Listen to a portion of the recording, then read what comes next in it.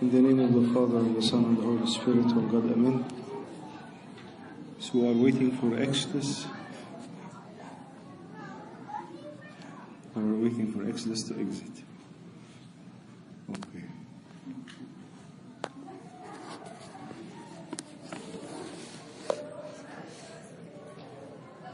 The miracle of feeding the multitude came in many of the Gospels, and it is repeated because of the significance of this miracle. And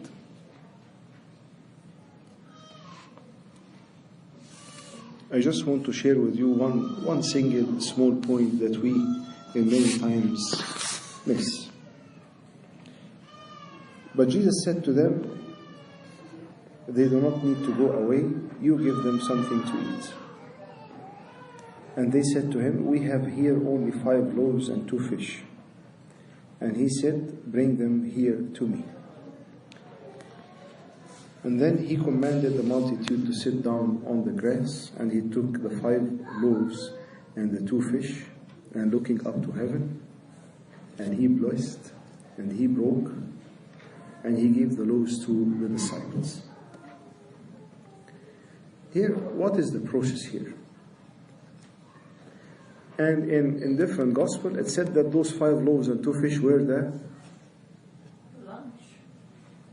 lunch of one of the boys, that he gave it to God. There is a difference between a lunch box that you have in your hand that will feed one, and the same lunch box that you will put in the hands of God that will feed 5,000. There is a difference between your life that you manage it your own way, that you might be successful or you might fail, and the difference between your life that you put it in the hands of God and He manages it. There is a difference between your hand and the hand of God. And in many times, we are obsessed with being in control. And why we want to be in control? Because we feel secure when we are in control. And why we don't want to let go? Because if I let go, then I am not secure, then I am not in control, then my anxiety level is increasing. This is very common, very common. But why I want to keep in control? Because I want to keep things under my control, so as it will be in my hands, so as I will be the driver, or I will be sitting in the driver's seat. In the spiritual life, there are 5 scenarios. Think of a car. If this is a car, and this is your car, you are sitting in the driver's seat, and God is outside of the car completely. He has nothing to do with your life, and you are driving. Scene number 2, you open the back door to God, and God is in the car, and you are still driving. Scene number 2, that God is in the passenger seat, He is beside you, and you are driving. Scene number 3, that you switch with God. God is driving, and you are sitting in the passenger seat. Passenger told you, no, right, no, left, no, straight, no, pray. You give God the leadership, but you are still anxious. You are struggling. And the last scene is you are in the back seat, and God is in full control, and you can sleep and you can relax. You don't have any level of care or worrying, because you know that God is in charge and He is going to lead you.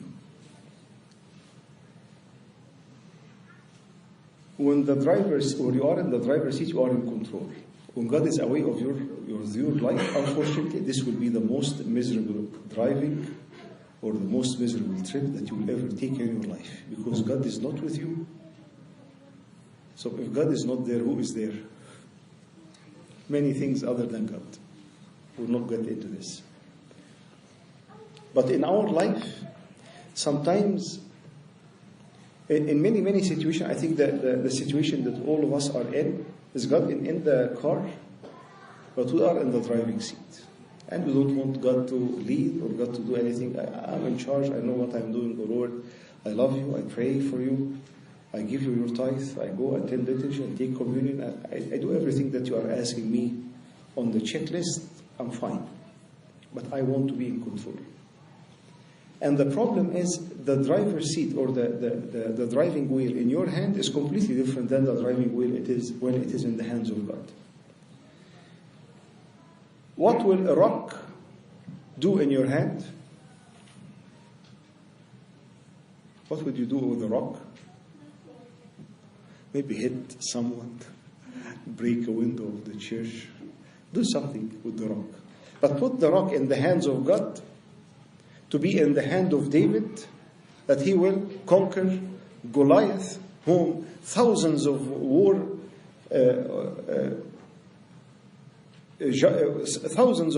men of war trained all their life in the time of David to war, but they couldn't even stand in front of Goliath for 40 days and 40 nights. But a rock in the hand of David is giving victory to all the children of Israel, because the rock in the hand of David was in the hand of God who gave him victory.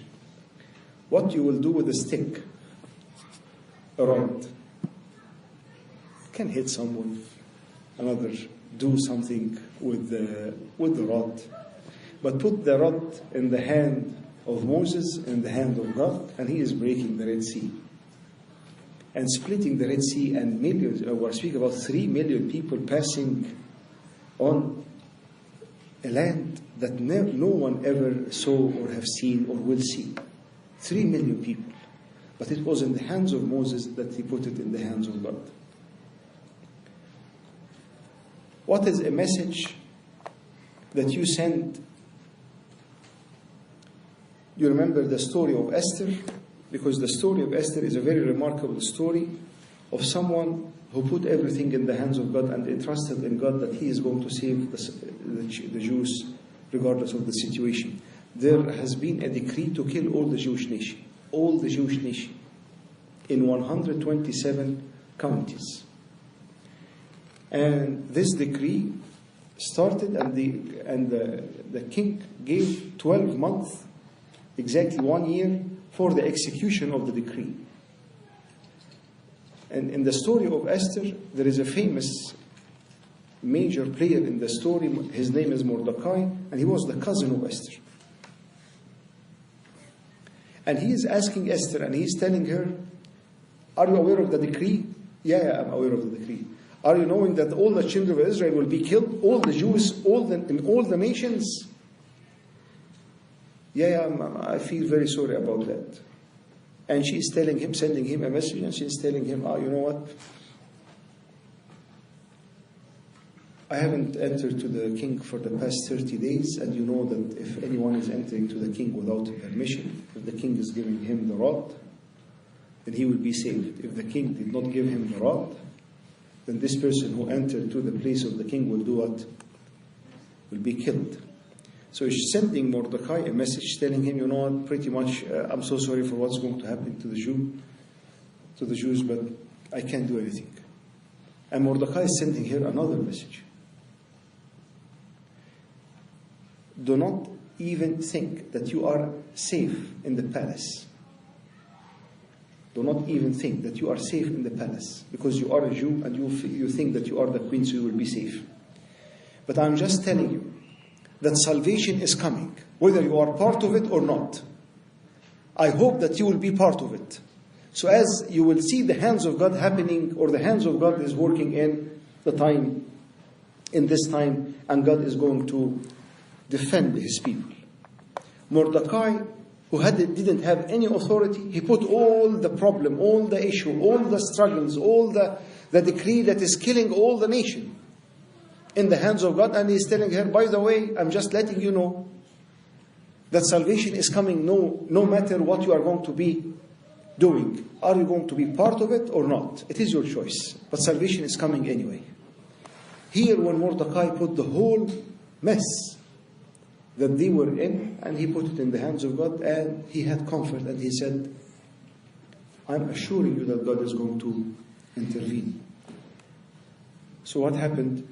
Esther did. She sent him another message back, and she told him, pray for me, fast for me 3 days and 3 nights, and let all the people fast and call for God, and I will go in to the king. If I died, I died. A few minutes back, she was saying, you know what, it's very tough to you guys, and I hope that the Jews will make it, and what we can do. When she interacted with a person who puts everything in the hands of God, her life completely changed. And her approach changed. So, and the same with the kids, the schools, the work, the jobs, the career, the income, the service. The more you keep hold on it, the more you are in control, the more you are holding fast to it, the more you are letting God not to intervene. Because simply how He is going to intervene, you are holding everything. The more you leave it in the hands of God, the more you trust in God more than you trust in yourself. And this is what the disciples did. And they gave the lunch to the hands of the Lord, and the Lord took the same exact amount of food, and He blessed thousands of people with just the same amount. But the change, the difference is, it was in the hand of God. And how to put it in the hand of God? To simply القي على الرب همك لأنه هو يعولك. Put on the Lord all your cares, put on the Lord all your troubles, and deliver it to the Lord, and give it to the hands of the Lord, and He is caring for you. Assign what? Okay. Now, when it is in your hand, you are anxious. You feel secure, but you are never secure. You lose sleep. You are pretty much, okay, anyone is going to take it from me. Then you are obsessed. Then you are asking questions. Then you are worrying. Then you are caring about what is going to happen. And in the future, what if? When you are leaving it in the hands of God, it sounds on paper that you have no control, but it is in the hands of the Lord. And it is in the control of God. So you will sleep, you will enjoy your time, you will be relaxed, you will not have this anxiousness or anxiety or stress that is obsessing in the issue, and you are praying and you are trusting. This giving it to the hands of God is not, okay, or not, and I'm not going to study, so the studying is in the hands of God. No, do your best, and God will do the rest, as we know. There is, I will end with this story. A guy in Egypt in senior year in high school, which is the big exam, like the SAT exam. And I think it was in March, and the exams was in June. He pretty much ruined the whole year. The whole year is gone. Bad grades, incomplete assignments, bad work, bad homework, history, many things incomplete and not even submitted and not even done. And he went to Sunday school, and he was telling his Sunday school teacher, he was telling him, you know what, it's over, this year is over, I can't do anything. It is already end of March. The final exams is in June. There is no way. He told them, can you promise me one thing? He told him, what promise? He told him, stop getting distracted. Don't get distracted with anything. Focus 100%. Do your best and leave it in the hands of God. Do your best and leave it in the hands of God. And trust that God is going to work in you and will bring out of this tough time something that you will remember all your life. And this high schooler was very honest, and he listened to what his Sunday school teacher did. He stopped all the distractions. He didn't waste any single time except his relationship with God. So pretty much studying, church, liturgy, Father of Confession, service. He was not serving in that time. And studying. He didn't do anything in the last 2 months. And the guy got one of the highest scores in the church, because it is a public record, and it's not like here. Everything, you just log in online and you get all the results of everyone. And he got one of the highest scores in the church, and he made it to one of the top schools that he was dreaming of. And he looked to the servant in the eye and he told him, "You were right. When you add things up, it doesn't work. When you put things up, it will never happen. But when you put it in the hands of God, and be honest, the key is being faithful, and put a lot of prayer in whatever is the mess that is happening, and trust that God is going to continue or bring a powerful solution in His perfect time." So I hope, and I tell myself, forget about being in control. Let go in the hands of God. Let God intervene. But be faithful in whatever things you have to do or it is required of you. And trust in the Lord. And don't trust in yourself, to whom is the glory forever and ever.